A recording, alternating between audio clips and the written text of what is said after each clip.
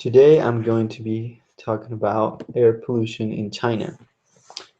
Some of you may have seen pictures of Chinese capital Beijing covered in smog and the people there with the masks worried about how that could affect them.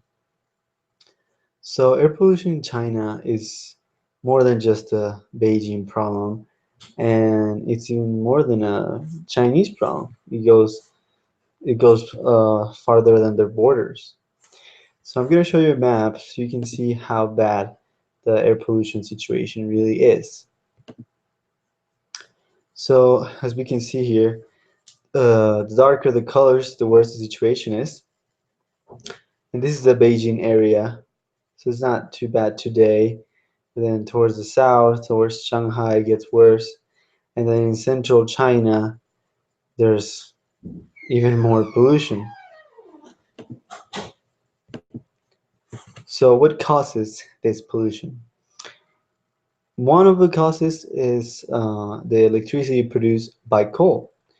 Coal is a very high pollutant, and most of the cities in China depend on coal energy.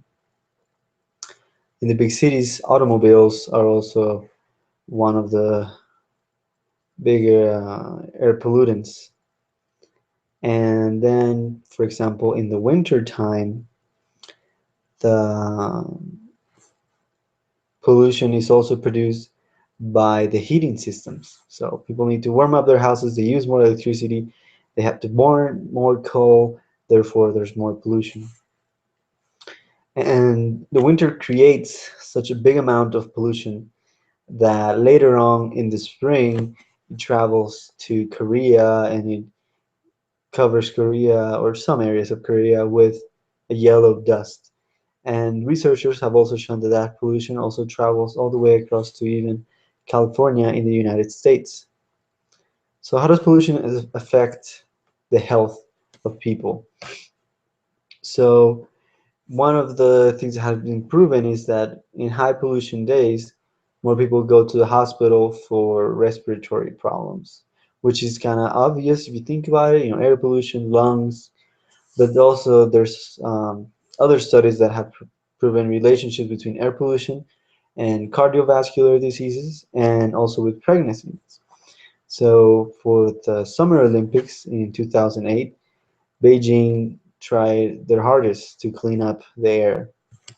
And during that time, researchers were looking at the babies born, and the babies born during the time was they were weighing more than the babies born during high pollution months. So of course it was a small period of time to test, just 1 month, but it was still interesting to see that difference. And for most of this time, the government has not been active on the fight against pollution until 2014, where they decided that they were gonna pronounce pretty much a war on pollution. And the government has set some goals to fight it. One of them is that by 2021, they want to have good air for 80% of the year. And they're also planning on investing $360 billion on clean energy by 2020. Now, in that proclamation against pollution, they didn't really specify what they were going to do with the coal. And coal is a big industry in China, and it has a lot of political influence. So for people looking from outside of China, they were thinking, okay, well, if you want to fix the pollution, you also have to deal with coal, but you're not mentioning anything about it. The Chinese government has also thought of imposing tax on high polluting companies or pollution permits. So making it, let's say they want to pollute this much amount, okay, you have to pay this much in advance. Now, to bring it all back, so how does pollution can affect me, right? I'm all the way here in the States. Well, these regulations that we have in the States have made it so that the air here is better. So now we look at China and the States, okay, well, China didn't have those regulations. They took too long to put them in place, and now the air is so bad. And now it is not only a Chinese problem for air pollution, many other developing countries suffer from it.